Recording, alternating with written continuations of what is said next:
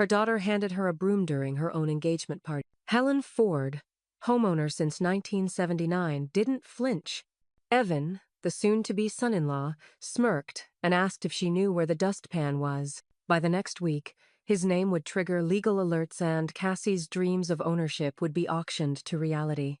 Helen had spent decades preserving that home. Now she was protecting it. And when they tried to claim it again, the deed would be waiting with a different name on the line.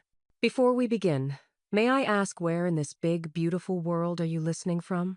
It's always a quiet honor to know who's sharing this space. Drop it in the comments, and don't forget to subscribe. The garden shimmered beneath a canopy of fairy lights, their warm glow flickering off champagne flutes and sequined dresses. A string quartet played something soft and forgettable in the background, almost drowned out by the laughter and chatter. The scent of fresh-cut roses Helen still held in the humid summer air, even if no one paused long enough to notice them. Cassie was mid-laugh when she turned to Helen and snapped her fingers, sharp and casual, like she was hailing a waiter. "Mom," she said brightly, her voice sugar-dipped for the guests. "Could you grab this?" A broom appeared in her manicured hand, like it had always been meant for someone else to hold. Without waiting for a response, she passed it off to Helen with the confidence of someone assigning a chore, not asking a favor. Evan, half listening, half performing for the small cluster of real estate buddies behind him, chuckled and added, "You know where the dustpan is, right?" He didn't even glance in her direction when he said it. Helen looked at the broom for half a second. Then, she took it. Not because she had Tobit, because her hands needed something to do that wasn't clenching. The bristles made a soft, rustling sound as she swept under the appetizer table. A few napkins had blown loose. Someone had dropped a toothpick near the garden bed. She moved slowly, deliberately, each stroke more methodical than the last, like she was cleaning up something older than tonight. Mrs. Alden, adjusting her trays near the buffet, froze mid-motion when she caught sight of Helen stooped over the broom. Her brow furrowed, eyes wide with something between disbelief and pity. She didn't say anything, just held Helen's gaze a beat too long, then looked away. Helen kept sweeping. Behind her, a guest complimented the string lights. Another mentioned how lovely the centerpieces were, white peonies, with tiny sprigs of rosemary, a trick Helen had learned 20 years ago working weddings down by Lake Keowee. No one asked where the idea had come from. No one looked her way. A tap on her shoulder came, just as she was coaxing a dead leaf from under a folding chair. "Honey, stop," Joanne whispered. She didn't raise her voice, didn't make a scene, but there was something hot and sharp in her tone. Helen straightened slowly. Her knees didn't like the movement. "You're not staff," Joanne said. "They forgot who planted the roots here." Helen's lips pressed into something that wasn't quite a smile. "It's just a leaf," she said quietly. "It's not just a damn leaf, and you know it." The two women stood there for a moment, Helen holding the broom, Joanne clutching her purse like it might keep her from lunging at someone. The sound of cutlery clinking on plates floated past them. A toast began somewhere near the fire pit, but neither of them turned to listen. Cassie's laugh louder now pealed across the yard like wind chimes in a storm. "Come sit," Joanne said, nodding toward the back porch. "In a minute." Joanne hesitated, then patted Helen's arm and walked away, muttering something about iced tea and low blood pressure. Helen returned to the broom, but this time she didn't move. She just stood there, surrounded by the garden she had planted bulb by bulb, season after season. The string lights buzzed faintly above her. From the far end of the yard, Lena watched. She wasn't in a dress like the rest of the girls, just jeans and a black blouse. Her hair was pulled back tight, her eyes narrowed. She leaned against the oak tree Helen had planted the year Cassie turned 10, the one with the tire swing no one used anymore. She saw everything. Helen caught her granddaughter's gaze for just a second, just long enough to see the flicker of something. Not pity, not confusion, understanding. Then the music shifted again, this time something loud and celebratory. Evan raised a glass. "To new beginnings," he called out. Helen turned her head slowly, taking in the crowd, the laughter, the lights, and the future everyone seemed so sure they were entitled to. She placed the broom against the side of the porch and wiped her hands on her slacks. Inside, in the hallway where no one was watching, the house deed still sat in its manila folder, untouched, unphotographed, unknown to all of them. But not for long. The morning after the party, Helen sat at the kitchen table with the kind of stillness that made clocks seem louder. The overhead fan turned lazily above her, the old brass chain clinking now and then like a reminder of how long it had hung there, unchanged. The faint smell of last night's votive candles lingered near the back door. In front of her, laid open like scripture, was the property deed. Her name. Only her name. She traced it with the tip of her finger, slow and deliberate. Not out of sentiment, but out of confirmation. In all their talk of our home and our future, no one had mentioned this document. Not even once. She reached into the side drawer beneath the table and pulled out a slim, leather-bound folio her will. The spine crackled as she opened it, like the pages themselves resented being disturbed. 2 names stared back at her in clean legal print. She stared at them for a long moment, then picked up a pencil and drew a single, diagonal line through each. The graphite scratched softly. Then silence. Outside, birds argued in the crepe myrtle tree near the front window. Helen closed the folio and set it aside. Her hand lingered near the pencil for a moment longer before she withdrew it, fingers curling around her coffee mug instead. Her phone buzzed once then again. She turned it over. A notification. Evan Grant posted, "Feeling blessed. Excited to start building our forever home. One memory at a time. Keep. Number, grateful number, new beginnings." The caption was paired with a filtered photo from the party. In it, Cassie stood beside Evan, her head tilted toward his shoulder, smiling like the future was something guaranteed. Behind them, blurred by the camera's shallow focus, stood Helen's hydrangeas and the screened-in porch she had painted herself 3 summers ago. "Building," she murmured.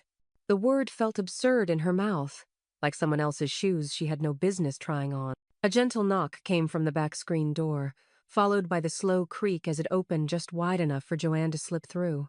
"You up?" Joanne asked, already answering her own question. "Coffee's still hot," Helen said, nodding toward the pot. Joanne poured a half cup, then sat without ceremony. Her eyes flicked to the paperwork on the table. "I saw Evan's post," she said. No need to explain further. "He's building on paper that isn't his." Helen didn't answer. She didn't have to. "Time to call Baxter?" Joanne added, her voice lower now. Helen's hand closed around the folded edge of the will. "This afternoon," she said, quietly. Joanne gave a firm nod, then took a sip of coffee and grimaced. "You still buy that off-brand stuff?" Helen almost smiled. The door to the hallway opened with a small creak, and Lena stepped in, socked feet quiet on the hardwood floor. She looked between the 2 women, clocked the papers, the half-spoken tension, and slid onto the bench next to Helen. "Mom says we're switching rooms after the wedding," Lena said, eyes on the steam rising from the coffee mug. "That true?" Helen didn't flinch. "Did she now?" she replied, voice soft but unreadable. Lena shrugged. "She said I'd get the back room since you probably wouldn't need it anymore. Said you'd be spending more time. Out, whatever that means." Joanne raised an eyebrow, but said nothing. Helen reached for Lena's hand under the table, gave it a quiet squeeze. "I'm not going anywhere, sweetheart."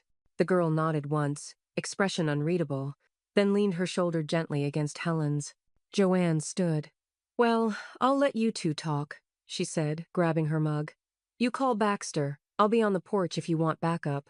As the door clicked shut behind her, Helen picked up the phone and scrolled until she found the old number, Baxter, Leland, and Ford, attorneys at law. Mr.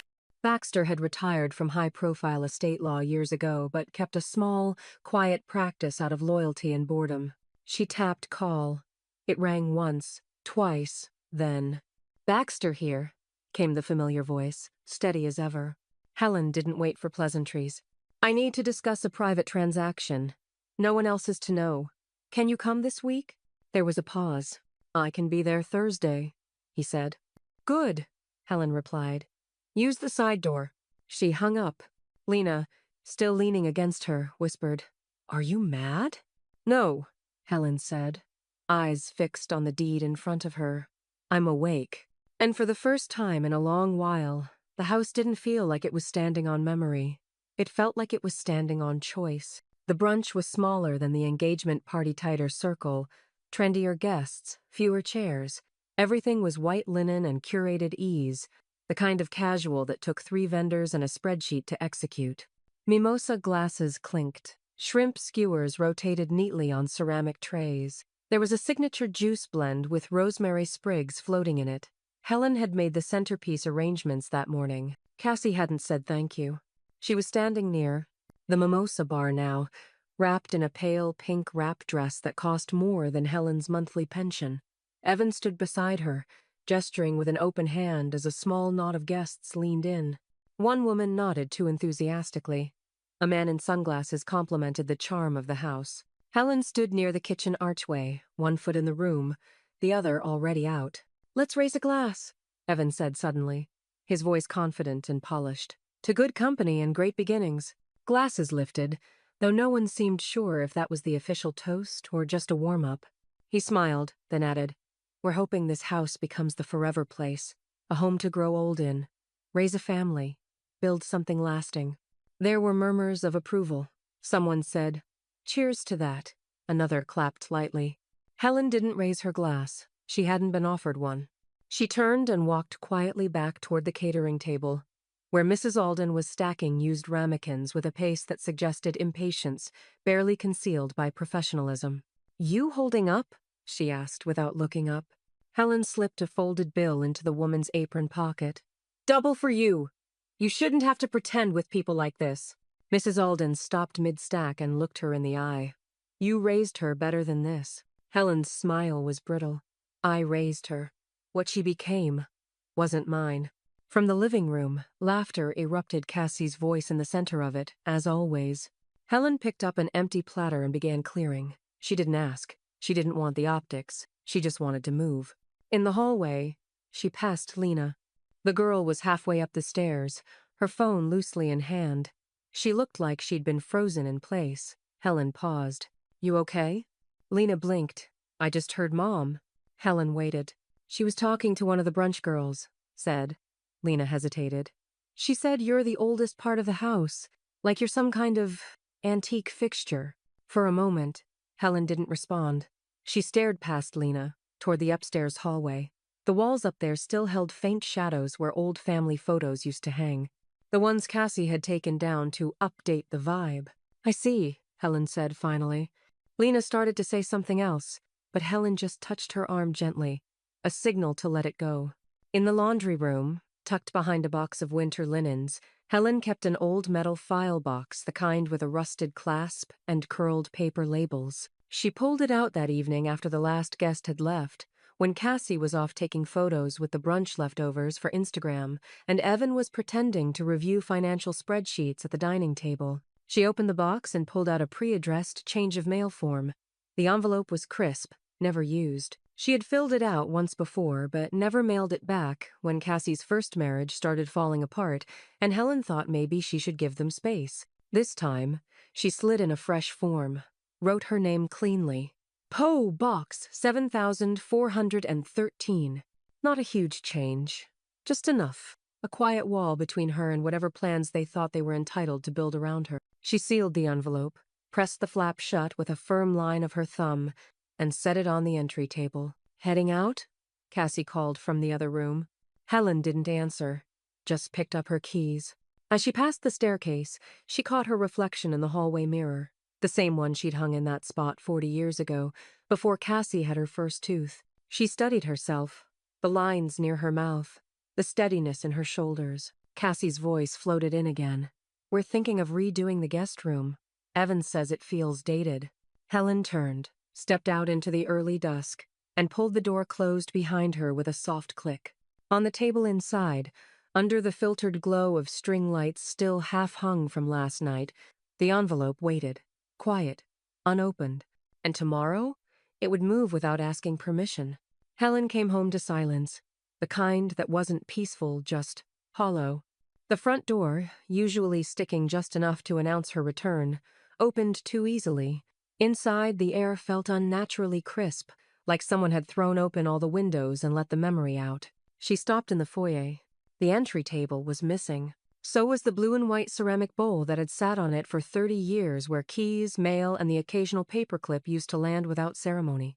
In its place, A narrow glass console with a fake succulent and a tray of lavender-scented sachets. She moved further in. The family room had been rearranged. The oak side table Evan once called stuffy was gone. The framed quilt square that Helen's mother had stitched boxed. The walls had been repainted a sterile, impersonal shade of eggshell latte. The room didn't smell like lemonwood polish anymore. It smelled like new paint and ambition. Her heels clicked against the floor louder than usual. The click of an outsider. Voices drifted from upstairs. "Make sure you get the bay window from this angle," Cassie said. "It's the hero shot." Helen stepped quietly onto the staircase and saw them, Cassie, in a blazer and jeans, standing beside a photographer with a wide-angle lens. Evan was next to her, pointing like a developer on a job site. "We can crop the hallway tighter," he said. "It's about selling the feel, not the family." Helen turned and headed back down, her hands fists before she even realized. In the dining room, the old oak cabinet stood bare. The wedding china was gone. So was the silver tea set from her grandmother, the one with a tiny dent in the sugar spoon from decades of use. Her breath caught. She opened the hallway closet.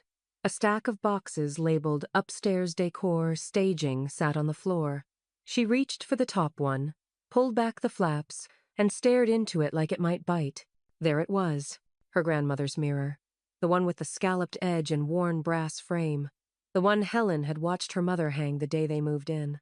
It had always lived on the upstairs landing wall right outside the guest bedroom. No one had ever questioned that. She heard footsteps behind her. Cassie didn't look guilty. She never did. "Oh," she said too brightly. "You're back early. We were just finishing up the shoot." Helen didn't move. Cassie glanced down at the box. "I meant to tell you we took the mirror down. It didn't really match the aesthetic we're going for." Helen said nothing. She reached into the box, gently pulled the mirror out, and held it in both hands like something sacred. She didn't say a word, didn't look at Cassie. She turned and walked upstairs. By the time she reached the top of the landing, her arms were trembling slightly, but the mirror was steady. She rehung it, using the original hook that hadn't been removed, as if even Cassie had known better than to erase all traces of it. She stood there for a moment, looking into the mirror, seeing nothing but her own reflection in behind her, the soft blur of change she hadn't asked for. Downstairs, a car door slammed. Joanne's voice carried from the driveway. "You gonna tell me what in fresh hell is going on with this furniture shuffle?" Helen stepped out onto the porch just as Joanne approached, sunglasses low on her nose, lips pursed tight. "They're staging the house," Helen said, her voice even. "Photos, listings, buzz." Joanne looked past her into the house. "They're staging," she muttered. "But they forgot who holds the deed." Helen gave a slow nod, then reached into her pocket and pulled out her phone. "Time to move ahead," she said, dialing. The line clicked once, then, "Baxter." "It's Helen," she said. "Let's proceed with the transfer." Quietly, but swiftly. She hung up before he could ask questions. Inside the house, Cassie's laughter floated faintly down the stairs, too bright for a room that didn't belong to her. Helen closed the front door with a soft thud and locked it. Not out of fear, out of finality. In the upstairs hallway, the mirror reflected light again for now. The office smelled faintly of lemon balm and old paper-like secrets pressed into folders and kept in orderly rows. Helen sat across from Mr. Baxter, who hadn't changed much in 20 years, except for a slight lean in his posture and the deeper creases beneath his eyes. He slid the contract across the desk without commentary, just the way she liked it. The buyer's name was at the top in smooth print. Madeline C. Rhodes. Helen remembered her well, another widow from the garden club, sharp as shears and twice as exacting. They'd once swapped rosemary clippings over a conversation about ground cover and ungrateful children. Madeline had made her money in eco-restoration, bought up heritage homes and preserved them. Quietly. Permanently. Helen picked up the pen. "Temporary occupancy clause is locked in," Baxter said. "You retain full rights to the guest suite, access to the garden, and a standing renewal every 2 years. No loopholes." Helen didn't nod. She just signed, one stroke at a time. "Do they know?" Baxter asked. "No," Helen said simply. "They think inheritance is a given. They've never asked to read a thing." Baxter gave a low, amused exhale. "It's always the ones who assume they'll be handed everything." Helen tucked the signed copy into her purse, folded neatly between her checkbook and a printout of a peach cobbler recipe Lena had given her. Back home, Helen stepped through the kitchen and heard the soft hum of discussion upstairs. Paint swatches, Cassie said. He's bringing a sample board by Thursday. Helen climbed the stairs slowly, letting the words settle in like dust on wood. When she reached the hallway, Evan stood by the bedroom door with a tape measure, notebook open, his shirt untucked like he belonged. Going for the sage green, he said to Cassie, who twirled a curtain sample between two fingers. Feels calm, timeless. Helen didn't pause. She walked past them both without comment, her own measuring tape looped around her wrist. Cassie looked up. Are you redecorating something? No, Helen replied, voice steady. Just checking dimensions. Evan blinked. For what? Helen didn't answer. She opened the guest suite door and stepped in, taking silent note of the window width, the closet depth, the space between the armoire and the corner lamp. She scribbled nothing, just absorbed, memorized. Lena appeared in the hallway as Helen exited. She tilted her head curiously. Grandma? Yes, sweetheart? Are you moving? Helen met her eyes, steady, gentle, unbending. No, she said softly. They are. Lena said nothing, but her gaze flicked to Evan, now distracted by his phone, and Cassie, already flipping through a design book with a look of false confidence. She understood more than she said. Later that evening, Helen stood at the back of the house, the garden wrapped in golden dusk. Madeline's car idled at the curb, engine quiet, silver paint catching the fading sun. The windows were tinted, discreet, just like everything else about this deal. Madeline rolled it down halfway. The transfer will post Monday. You'll get the confirmation papers by end of next week. Helen nodded. Thank you for keeping it private. I don't do drama, Madeline said. Just gardens and good paperwork. Helen gave a faint smile. You'll like this one. Soil's good. Roots go deep. Madeline tipped 2 fingers to her temple and drove off without another word. Helen turned back to the porch. Cassie's laughter burst from the open window. Evan wants to replace the floor scan, you imagine? Helen let the screen door creak shut behind her and walked into the kitchen where the measuring tape still lay coiled beside a used mug. She picked it up, looped it around her wrist again, and looked down the hall to the guest suite, the space she had just claimed as her own. Permanently, legally, quietly. Outside, the porch light flickered on. The house looked peaceful, lived in, owned, and in the upstairs hallway, Evan's voice echoed faintly. Once we get this place fully updated, it's going to double in value.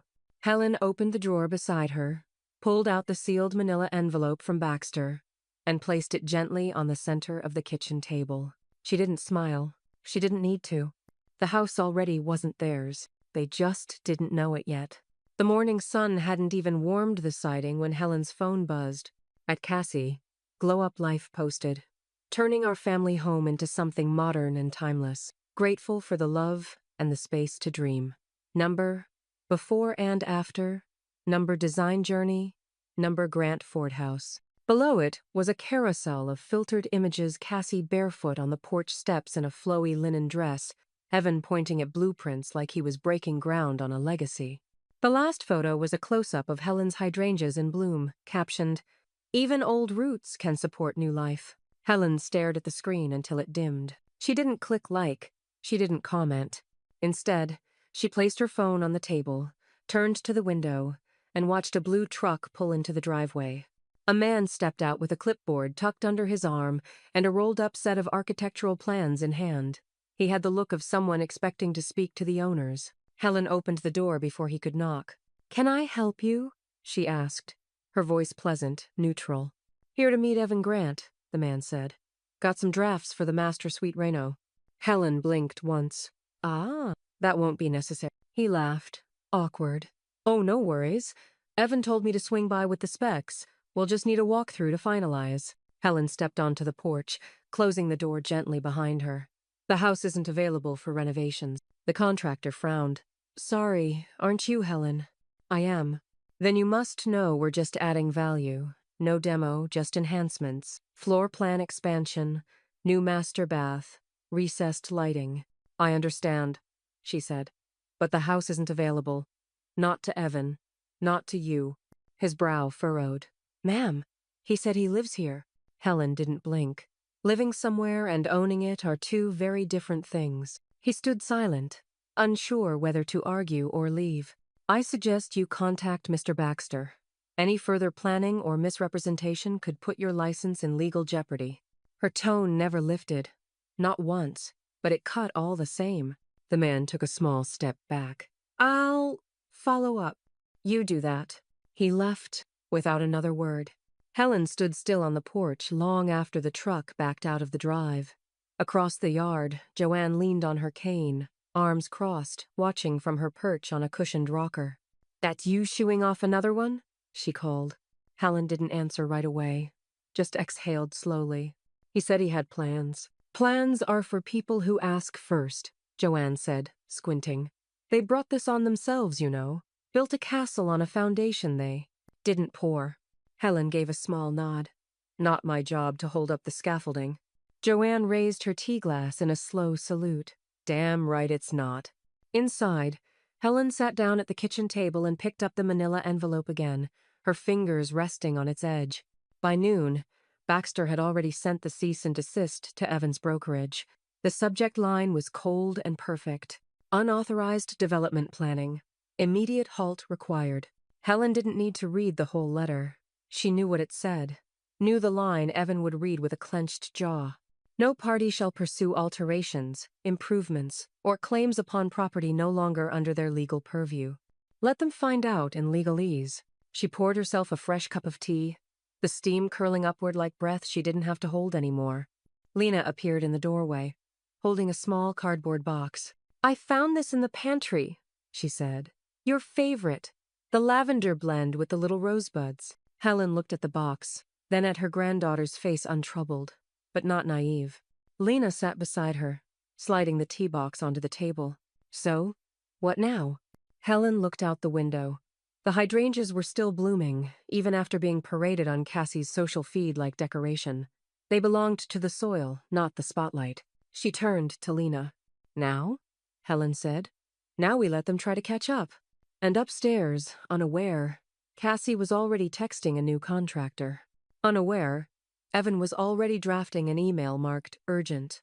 And unaware, both of them were planning for a future that didn't exist anymore. The invitation came by text. Family dinner tonight.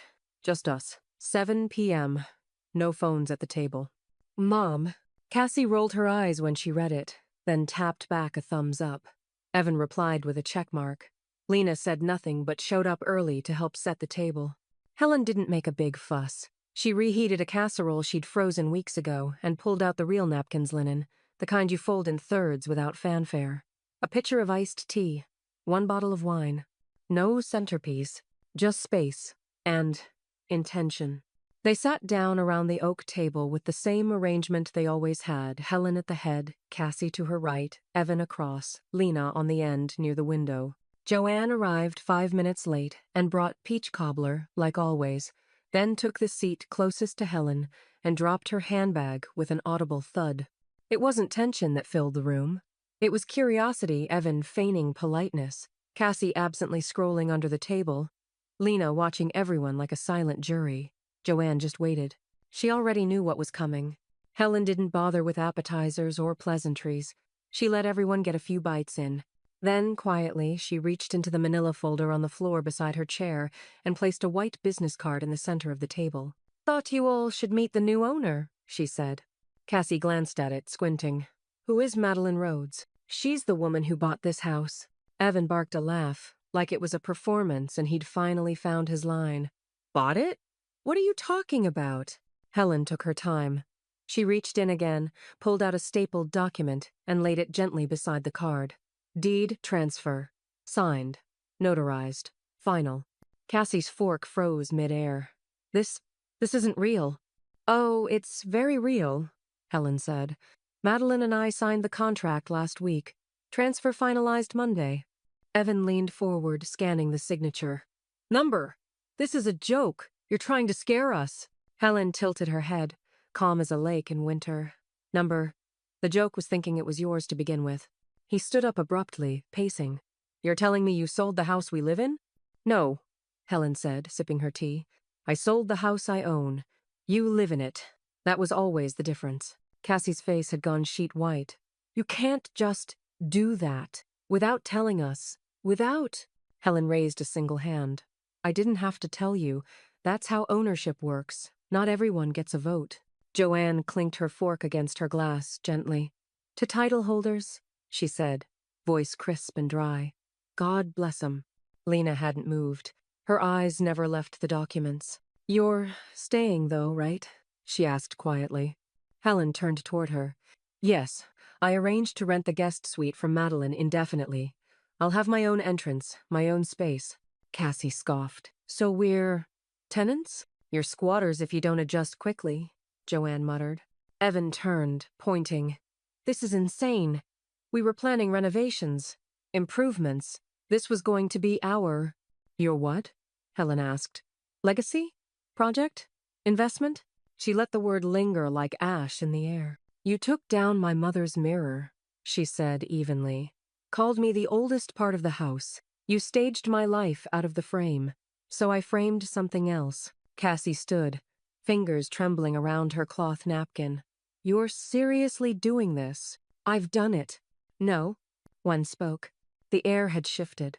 The walls seemed to listen. Evan's eyes darted toward the deed again, as if maybe something in the fine print might save him. But there was nothing there. Just signatures, ink, authority. Helen stood and collected the folder, the card, the silence. She walked it back to her room and shut the door behind her with the same grace she'd always used. In the dining room, Cassie's shoulders stiffened. Evan reached for his wine. Lena stayed seated, eyes still on the spot where the card had been. Joanne picked up her fork and dug into the cobbler. Well, she said around a bite. They wanted an open concept lifestyle. Her smirk lingered as she went back for seconds. And upstairs, Helen opened her window, letting in the night breeze finally, on her terms. Evan's voice carried through the paper-thin walls that Sunday morning, frantic, low, but sharp enough to cut through the silence like a blade dragged across tile. I don't care what she signed, he hissed into the phone. Find me an angle. Quiet occupancy rights, inheritance expectation, adverse possession something. Helen stood in the laundry room, folding dish towels with slow, methodical care. She wasn't eavesdropping. She just wasn't interrupting him either. Yeah, I get it's her name, Evan continued, pacing. But she let us live here. That has to count for something. A pause. Well, yeah. I'm not on the Dido you think I'd be calling if I was. Another pause. Louder sigh. Fine. Let me know. Today. He hung up. The floorboards creaked as he stomped upstairs like a man climbing a ladder with no roof to land on. By that afternoon, Baxter had already responded. A manila envelope arrived in Helen's mailbox, bearing only 2 pages own stapled, one loose. She read them at the kitchen counter, then left the packet where Evan would find it, tucked neatly between the salt shaker and the unpaid internet bill. By dinner time, Cassie was sitting at the foot of the stairs with the letter trembling in her hands. It says we have no legal claim, she said quietly, reading it aloud like maybe the words would change the second time through. No tenancy rights, no entitlement, nothing. She looked up. Is that true? Helen stirred the pot on the stove, unbothered. That's what it says, doesn't it? Cassie blinked fast. You could have warned us, given us time to adjust. I gave you time, Helen said. You used it to order flooring samples. Cassie moved to stand, then stopped. What if we just stay upstairs, just the second floor? It doesn't have to be a fight. We can coexist. Helen turned to face her, slowly. You left me the garden hose and a broom at your engagement party. You'll be lucky if I leave you the air. Cassie flinched, as if the words themselves landed heavy. From the back porch, a voice called gently, knock, knock. Madeline Rhodes stepped inside without waiting. She was dressed in practical khakis and a green linen blouse, her silver hair pulled back with purpose. She didn't look like a villain. She looked like a woman who got things done without having to prove anything. Miss Ford, she said, smiling. I just wanted to say hello. Final walkthrough's complete. Everything looks just as we hoped. Helen stepped forward, wiping her hands on a dishcloth before shaking Madeline's. Glad you stopped by, she said warmly. Everything's holding up? Better than expected, Madeline said, glancing around. Your care shows. You staying in the guest suite will keep the place grounded. I'm glad you stayed. Cassie rose slowly. You're her? The buyer? Madeline offered a polite, if dismissive, nod. That's right. And you are? Her daughter. Madeline's eyes softened with professional sympathy. Then I hope you understand what a gift this home has been for years, and what a gift it still is. As of now, it's a property I intend to preserve, quietly. Evan appeared at the top of the stairs, one hand on the railing, expressions stormy. So that's it? That's it, Madeline replied. Unless you'd like to discuss a formal rental agreement, which I don't recommend. She turned to Helen again. I'll be by with the keys for the external suite door Tuesday. No rush. Helen nodded. Tuesday's fine. Madeline gave a small wave, turned, and walked out as efficiently as she came. The silence she left behind was thick. Cassie collapsed onto the couch like her spine had been pulled out. We don't even have a place lined up. Maybe, Helen said, returning to the stove. You should post about that. See if your followers can recommend something modern and timeless. Lena appeared in the doorway, a worn puzzle box in her hands. Still want to do the porch tonight? She asked Helen. Helen glanced toward the back door. Let's light the citronella first. As they stepped outside, Cassie remained frozen in the living room, lips parted, eyes wide. Evan turned his back and slowly walked upstairs, not to a bedroom, but to a borrowed space, one that, by next week, would be a memory in search of a floor plan. The thumb drive was wrapped in a pale pink hair, tithe kind Lena wore around her wrists, always slightly stretched and dusted with lint. She slid it across the table after dinner. No ceremony, no explanation. Helen looked at it, then at her granddaughter's face. You sure I need to see this? Lena nodded, lips pressed tight. I didn't want to show you. I've had it since the day after the party, but you should know.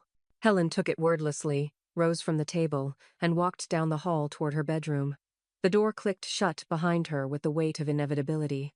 She plugged the drive into the small laptop she kept in her armoire. It blinked awake. One file.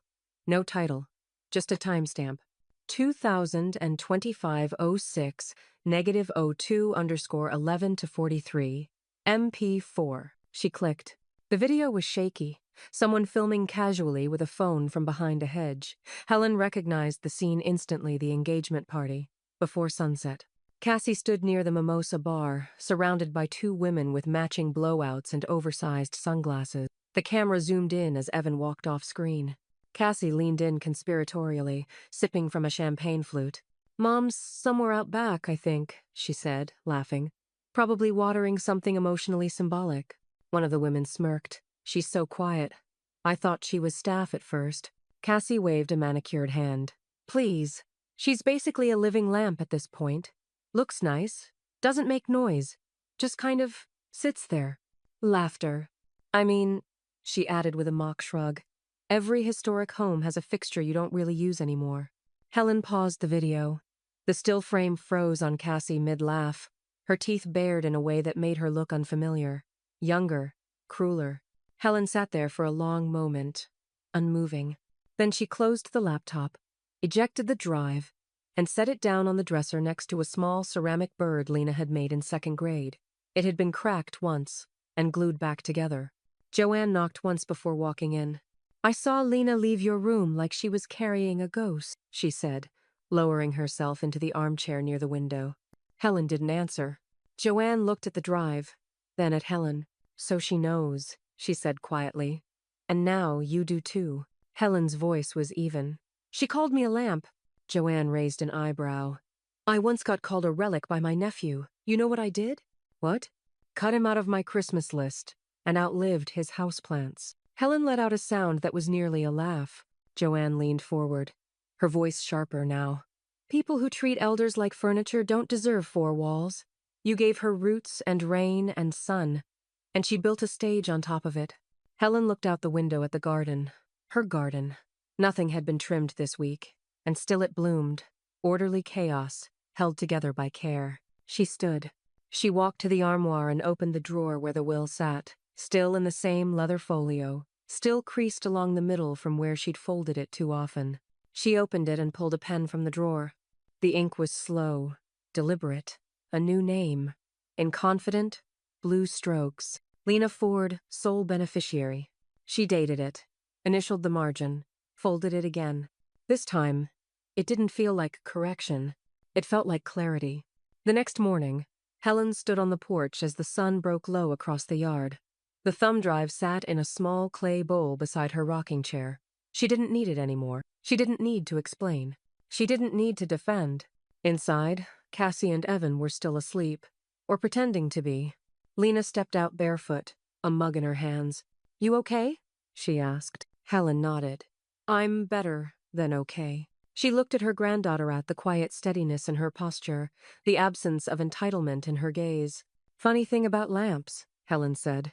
"They still hold light. They just need someone worth shining it on." Lena smiled softly. From inside the house, a phone vibrated with another notification. A new listing. A missed call. Something urgent. But out here, nothing rushed. Nothing needed validation. Helen looked back at the door, then at Lena. "Let's prune the zinnias today," she said. "I want the roots strong before fall." Lena nodded. "I'll get the gloves." The screen door shut behind them, and the thumb drive remained, untouched. Truth, at rest. The invitation was meant to look effortless, an elegant spring garden party to celebrate the season and fresh starts. Cassie used a watercolor font and soft pink cardstock, printed through a site that let you track RSVPs like stock prices. "Can you help with the guest list?" she asked Helen, standing in the kitchen with a tablet in one hand and a smug glass of kombucha in the other. "I figure we can divide and conquer, so it feels inclusive." Helen smiled, polite as a prayer. "Happy to help." Cassie didn't notice the look Lena gave her across the room. Or maybe she saw it and chose to ignore it, like the pile of unopened mail from Baxter still sitting by the door. By Wednesday, Helen had quietly reclaimed the paper list and the envelopes. She tucked Cassie's version in the recycling bin beneath yesterday's shredded kale wrapper and brought out her address book, the old one, with worn corners and notes in pencil beside names. "Lost husband in '08. Still loves deviled eggs. Nice to Lena at the bake sale." She started writing. "Mrs. Alden. The Harrisons from next door. Lena's biology teacher, Miss Ross. The twins from the community garden. Joanne, of course, with a +1 even though she'd never bring one." She left out Cassie's influencer friends, the local wedding planner with a podcast, the real estate photographer with a drone, and the girl with 60K followers who once called the porch swing a bit too Cracker Barrel. She mailed the invites herself, hand-canceled at the post office. Neat, centered stamps. The night before the party, Evan found the RSVP sheet on the kitchen counter and held it like it had insulted him personally. "Where's Carly with an I?" he asked. "Where's Jax? What happened to Tiff and her husband, the wine rep?" Cassie leaned over, squinting. "Wait, where's any of them?" Helen glanced over her glasses. "I thought you said you wanted a celebration with people who matter." "These people matter." Evan's jaw tightened. "You can't just rewrite our list." Helen folded a napkin, slow and clean. "My address. My stamp." Cassie turned to Lena, half laughing. "Did you know about this?" Lena shrugged. "She asked me who I thought was kind." The next morning, the backyard bloomed under soft sunlight and a canopy of wisteria. The tablecloths were linen, borrowed from Joanne. The tea sandwiches came from Mrs. Alden's daughter. The music was a soft jazz playlist Lena had made, and the scent of fresh-cut roses drifted through the air. Helen's roses in full, unapologetic bloom. Neighbors trickled in first, bearing homemade scones and lemon bars. Miss Ross brought Lena a book on forensic science. The Harrisons hugged Helen like they'd missed her. Even Mr. Goldman, who walked with 2 canes and no patience, came and asked to sit by the peonies. Cassie hovered by the hydrangeas, waiting for her moment to stage a candid photo. But no ring light showed up. No friend with an iPhone and a flattering angle. No branded kombucha tower or flower wall arrived to help her build a caption. Evan was red-faced before the chicken salad made it to the table. "This wasn't the plan," he muttered. "It was mine," Helen said, adjusting a tray of cheese straws. A woman in oversized sunglasses leaned in toward Evan. "So you're the one moving, right? Everyone's been saying the house sold fast." He blinked. "Sorry, what?" "Oh," she said brightly. "I'm friends with Madeline. She said the transition was seamless. Thought it was so graceful letting the seller stay." Cassie spun around. "What do you mean, the seller?" But the woman was already asking Helen about the climbing roses. Guests took photos not of themselves, but of Helen's trellis, her bird bath, the bees she kept in the far corner of the yard. They asked questions about soil and sunlight. Someone asked how she trained her vines to bloom in tandem. Helen smiled and told them everything. She'd learned it all herself. No filters, no followers, just trial, error, and a willingness to stay rooted. Across the yard, Lena watched her mother standing beside a tray of untouched macarons, staring at her phone like it might rescue her. It didn't. And as the sun arced over the garden, the only thing trending was the truth. No one had come for Cassie.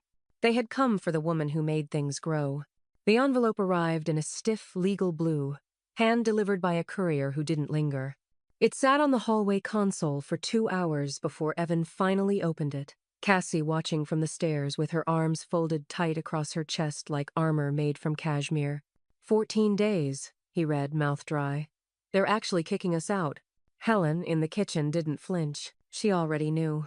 By the end of the week, a battered gray-moving van with dented side panels pulled into the driveway. The logo was half-faded. S&D Local Hauling. Joanne had recommended them. Trustworthy, no judgment, won't ask what you did to deserve it. She wasn't wrong. 2 men stepped out, one chewing gum, the other nodding politely toward Helen as she sat on the porch swing.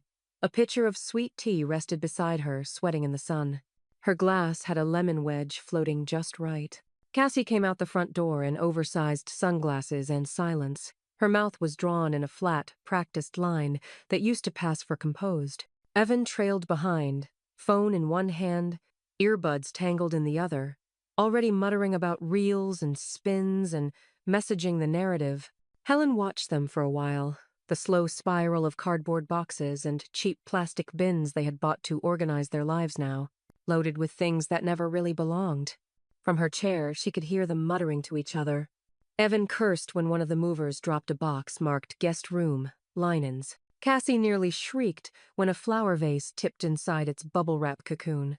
Lena sat on the steps a few feet away from Helen, shelling peas into a bowl. Her fingers moved steadily, her eyes tracking every wordless exchange. By late afternoon, the movers had started in on the second floor. Cassie came out again, this time with her sunglasses pushed into her hair and panic creeping through the edges of her voice. She approached the porch, stopped just short of the first step. "Mom," she said, voice shaking but measured. "Please, this is humiliating." Helen stirred the ice in her tea and looked at her. So was the broom. Cassie blinked, as if she'd been slapped. "You're seriously not going to let this go?" Helen tilted her head. "I let a lot go. That's the problem." Cassie's jaw clenched. "People are going to talk." "Let them," Helen said. "Just make sure they spell my name right." A silence fell like heavy dust between them. Then Cassie turned and walked back inside, shoulders squared but feet dragging. 10 minutes later, Evan emerged holding his phone like a badge. He angled it toward Helen, thumb hovering over the record button. "You don't mind explaining yourself to your audience, do you?" Helen didn't move. Lena stood before he could blink. She stepped between them, calm and unshaking. "This isn't your platform." Evan laughed nervously. "It's just content." "No," Lena said, voice steel-edged. "It's someone else's porch." He lowered the phone. Joanne called from her own yard. "Don't make me bring over my leaf blower, Evan." The movers didn't look up. They'd seen worse. By sunset, the van was full. Cassie walked out carrying a duffel bag that didn't zip properly. A curling iron hung out the side. She paused at the edge of the porch, her gaze grazing Helen's feet but never rising higher. "I really thought we were building something here," she whispered. Helen sipped her tea. "You were, just not with your own bricks." Evan slammed the van's back door shut with more force than was necessary. "We'll figure something out," he muttered. "I'm sure you will," Helen said. "Somewhere else." They got in the van. The engine coughed to life. Neither of them looked back. As the taillights disappeared around the corner, Helen stood and stretched. Lena reached for the tea pitcher. Joanne ambled over, hands on hips, a half smile tucked beneath her sunglasses. "You want me to sweep the porch?" she asked. "Just for symmetry?" Helen chuckled. "Leave it for tomorrow. Let the dust settle a little." Above them, the sky was turning that perfect Carolina blue-gray faded, steady, unapologetic. And in the driveway, only space remained. The engagement ring had always been too bright. Even when Evan had first slipped it onto Cassie's finger 3 months in, under the garden arch Helen built by hand, something about the way it sparkled felt borrowed, shiny in a way that didn't feel rooted. Helen hadn't said anything at the time, but she remembered the weight in her chest, the same one she felt when you hold something expensive that doesn't quite belong to the room it's in. Now, with the house empty except for her and Lena, the ring had reappeared, left behind in a small ceramic dish on the windowsill of the guest bathroom. Cassie probably meant to grab it. Or maybe she didn't. Maybe it had become too heavy to carry. Helen picked it up and turned it in the light. It was showy, poorly set, and needlessly large, like someone had selected it through a filter. She slid it into a velvet pouch and placed it in her handbag. The jeweler in town didn't ask many questions. Helen had known him for years. He'd done the engraving on her anniversary watch, back when Bill was still alive. He studied the ring under a loupe, turning it once, twice, then again. "It's real," he said finally, "but low quality. Retail price was probably around 10 grand, worth half that on resale." Helen nodded, unsurprised. "Could you check the purchase history?" He gave her a curious look, but typed anyway. After a few quiet minutes, he frowned. "That's odd. It was purchased under a revolving credit line, linked to a Helen Ford at this address." He slid a paper toward her with the listed billing her old P.O. box, now long closed. Helen stared at the sheet, steady as stone. "Whoever opened it," he said carefully, "used your name and an alternate email. No backup verification. Just enough to slide through, if someone had access to old files or a birthday." Helen thanked him, paid in cash, took the ring back in silence. That evening, she called Baxter. His voice was clipped but calm. "Forgery, then?" "Yes," Helen said. "But I'm not pressing yet. I'll prepare the paperwork anyway. If it escalates, we're ready." "Thank you." She hung up, then retrieved a small wooden box from her armoire. The kind you'd keep wedding bands in.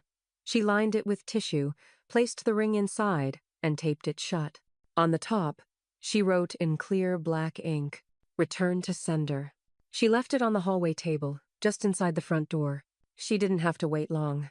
Cassie returned 2 days later, alone, dressed in denim, and a white blouse that still had its boutique tag half tucked at the hem.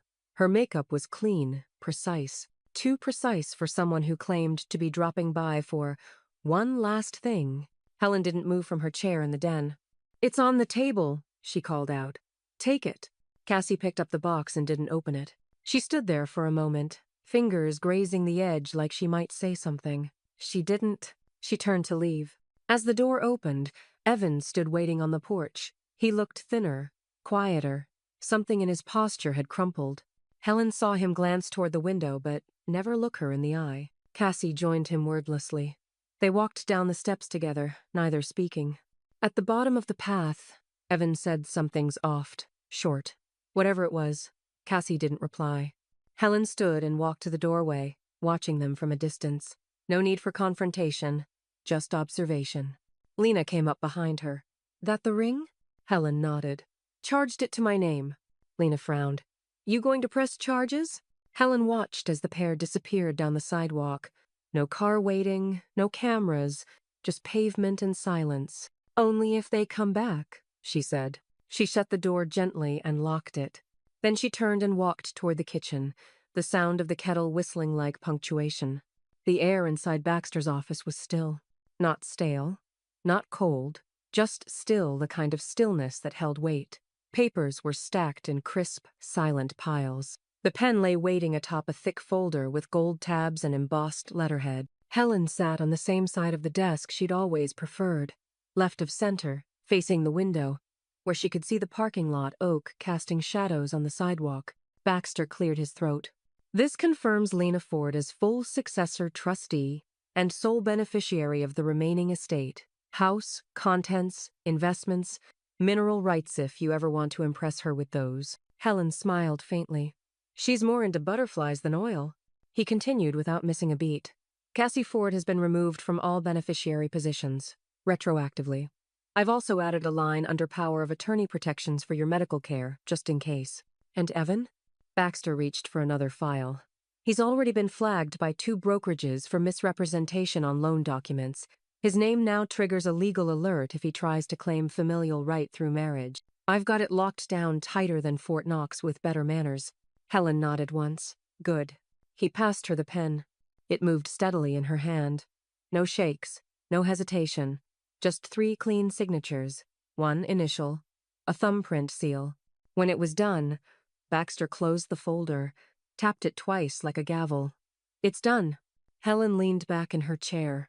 Not to rest, to absorb. It was done. She told no one, except Joanne and Lena. Joanne came by that evening with a peach pie and a plastic fork stuck upright in the middle. For declaring independence, she said. No need for plates. Helen poured 2 glasses of red and handed over the folder. Joanne scanned the front page, then raised an eyebrow. Your bloodline's officially rerouted. Helen looked at her friend. I didn't do it out of spite. Joanne shrugged. Doesn't mean it's not satisfying. They clinked glasses, not to toast, but to anchor. Later that night, Lena found Helen in the garden, trimming the climbing roses before the next week's heat. You could have just left it in your name, Lena said softly. You didn't have to do this for me. Helen didn't look up. I didn't do it for you. I did it because of you. Lena frowned. Helen turned then, pruning shears in hand. You're the only one who saw me. Not what I represented. Not what I gave. Just me. Lena looked away, blinking fast. Still, it's a lot. So is inheritance, Helen said. You don't earn it in dollars. You earn it in empathy. The sun dipped behind the trellis. The email came the next morning. From Cassie Ford. Subject, just a thought. Hey, Mom. I know things have been tense. I guess I just wanted to say I hope one day we can fix this. I mean it. Maybe things got out of hand. Maybe we all made mistakes. But I still love you. And I hope you'll let me prove that. Eventually. C. Helen read it once, then again. No apology, no admission. Just a carefully vague reach for a rope she'd already severed. She hovered over the keyboard. Her cursor blinked in time with her heart. Then she closed the tab. No reply. No forwarding. No saving. Just delete. Click. Gone. That night, she placed the finalized trust documents in the fireproof box under the bed. The key now sat on Lena's keyring, alongside a charm shaped like a sunflower and a plastic grocery store, rewards fob. As Helen stepped out onto the porch, Joanne was waiting with 2 mugs and a newspaper folded under one arm. No headline, she said, handing Helen the tea.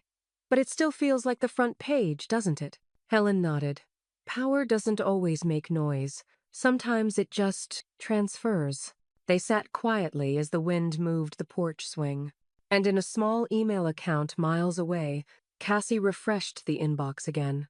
No response. Just silence. The kind that didn't bruise. The kind that closed. The folding chairs didn't match. Some were wood with peeling paint.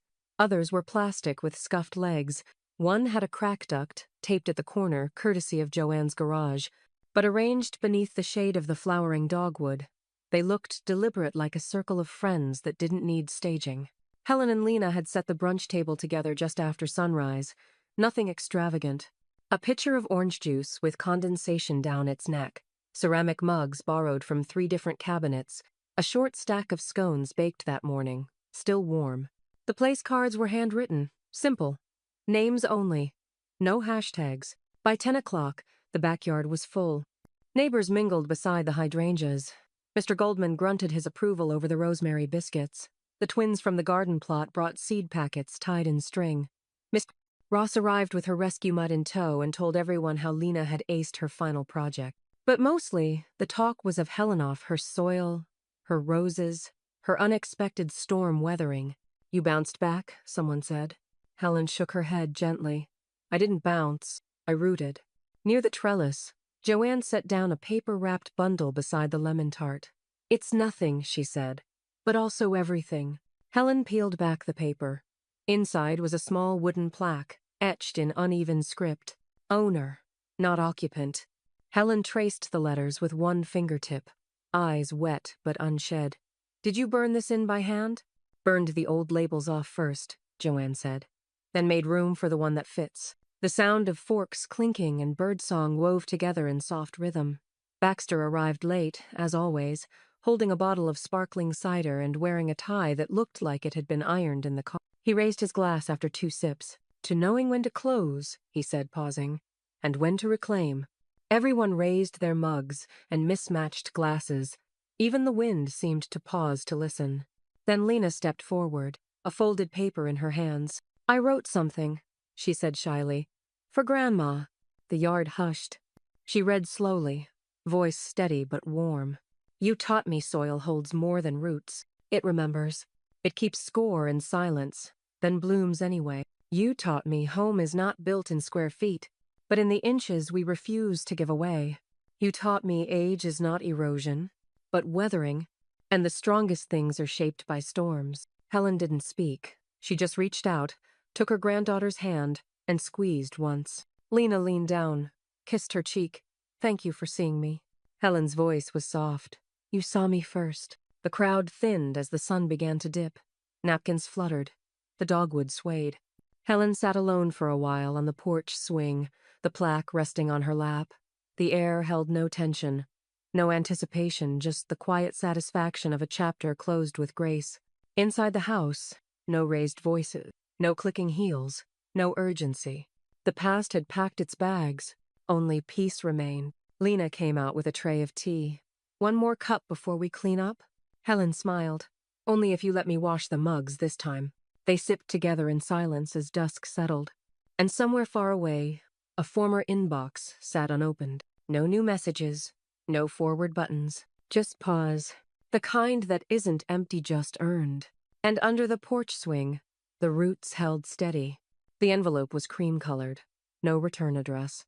Just her name, penned in tidy, slightly slanted cursive Helen hadn't seen in years. Cassie's. It arrived tucked among the usual clutter.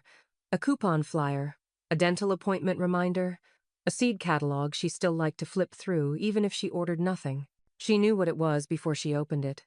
Not by the handwriting, but by the weight. Some envelopes carried apologies. This one carried suggestion.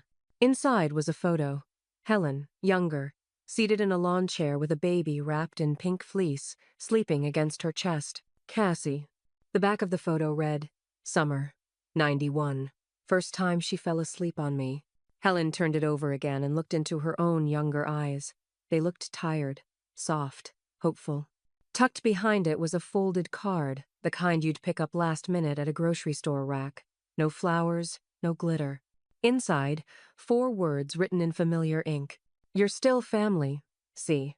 Helen sat at the edge of her bed for a long moment. Then she walked to her dresser, opened the second drawer, and slid the photo and card inside beneath a faded quilt square and the key to her old cedar chest. She didn't shut the drawer hard, just firm enough. The sky outside had turned the kind of gold that only visits quiet homes, not loud ones, not curated ones. She stepped onto the porch with her sun hat tucked low and the old watering can in her hand, the one with a dent from when Evan knocked it over unloading a patio heater she never asked for. The roses were leaning heavy in their beds, flushed with July color, as if even they knew the story was over and could finally rest. Helen moved among them slowly, giving each root its measure, letting the soil drink without rush. Lena appeared on the porch a few minutes later, carrying 2 tall glasses of lemonade balanced on a tray. She didn't speak, just set them down, kicked off her sandals, and took the seat beside the one Helen always used. Between them, the small wicker side table sat sun-warmed and slightly uneven. At its center was a ceramic coaster Lena had made as a school project years ago, glazed unevenly, the letters hand-stamped with care. "Homeowner since 1979. Helen smiled at it. Not the way you smile for company. The way you smile when something, finally, fits. They drank in silence for a while, the ice cubes clinking gently as the world turned at its own pace. A bee moved lazily from bloom to bloom. A wind chime gave a single note, then stilled again. Helen set her glass down and leaned back. "No more visitors today?" Lena asked. "No," Helen said. "Not the kind I let in." They stayed like that for a long time. 2 women. One line of legacy, drawn not by entitlement, but understanding. And in the drawer inside, the last card waited quietly, not framed, not posted, not even destroyed, just filed away. Because not all answers require rebuttal. Some things end in punctuation. Sunlight stretched across the porch, long and gold. No one was waiting to interrupt. No one rehearsing lines in the hallway. No one watching her with a script already written. Just quiet. Just place. Just earned space. Helen ran one hand over the grain of the swing's armrest carved by Bill decades ago, sanded by time, and now hers alone to rest against. She exhaled through her nose. Not tired, not regretful, just finished. And as Lena reached to refill her glass, Helen murmured, not loud but not hidden. She handed me a broom. A pause. I handed her the truth on paper in ink and under lock.